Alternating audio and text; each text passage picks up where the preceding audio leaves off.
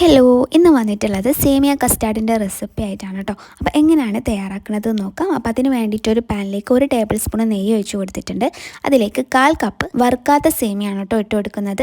എന്നിട്ട് ഇത് നമ്മൾ നന്നായിട്ടൊന്ന് വറുത്തെടുക്കുക. വറുത്തതിന് ശേഷം ഇതിലേക്ക് 1 പാക്കറ്റ് പാൽ ഒഴിച്ച് കൊടുക്കുക. ഇനി പാലൊക്കെ തിളച്ച് സേമിയൊക്കെ നന്നായിട്ട് വെന്ത് വരട്ടെ. അപ്പോൾ നന്നായിട്ട് വെന്ത് വന്നതിന് ശേഷം നമ്മൾ 2 ടേബിൾ സ്പൂൺ കസ്റ്റാർഡ് പൗഡറിലേക്ക് ഒരല്പം പാലോ അല്ലെങ്കിൽ കുറച്ച് വെള്ളമോ ചേർത്ത് നന്നായിട്ട് മിക്സ് ചെയ്തെടുക്കുക. എന്നിട്ട് നമുക്ക് അത് ഇതിലേക്ക് ഒഴിച്ചു കൊടുത്തിട്ട് നന്നായിട്ട് മിക്സ് ചെയ്തെടുക്കുക കേട്ടോ. അപ്പോൾ നന്നായിട്ട് തിക്കായിട്ട് വരും.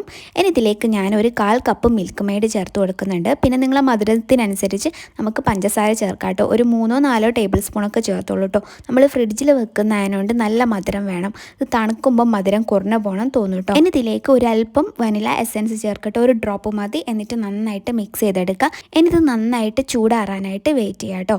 ഇനി ചൂടാറിയതിന് ശേഷം നമുക്കിതിലേക്ക് ഫ്രൂട്ട്സ് ഒക്കെ ആഡ് ചെയ്ത് കൊടുക്കാം. നിങ്ങൾക്ക് ഇഷ്ടമുള്ള ഫ്രൂട്ട്സ് ആഡ് ചെയ്യാം കേട്ടോ. ഞാനിവിടെ ആപ്പിളും കുറച്ച് മുന്തിരി കട്ട് ചെയ്തതും ചേർത്തിട്ടുണ്ട്. പിന്നെ കുറച്ച് കസ്കസ് കുതിർത്തിട്ടുണ്ടായിരുന്നു, അതും കൂടിയും ചേർത്ത് കൊടുക്കുന്നുണ്ട് കേട്ടോ. ഇനി ഇത് ഫ്രിഡ്ജിലോട്ട് വെച്ചിട്ട് നന്നായിട്ട് തണുത്തതിന് ശേഷം കഴിക്കാം കേട്ടോ. അപ്പം അടിപൊളി റെസിപ്പിയാണ്, വളരെ സിമ്പിളും ആണ് കേട്ടോ. അപ്പോൾ എന്തായാലും ട്രൈ ചെയ്ത് നോക്കുക. ഇഷ്ടമായിട്ടുണ്ടെങ്കിൽ ലൈക്ക് ചെയ്യുക, കമൻറ്റ് ചെയ്യുക. Okay, by.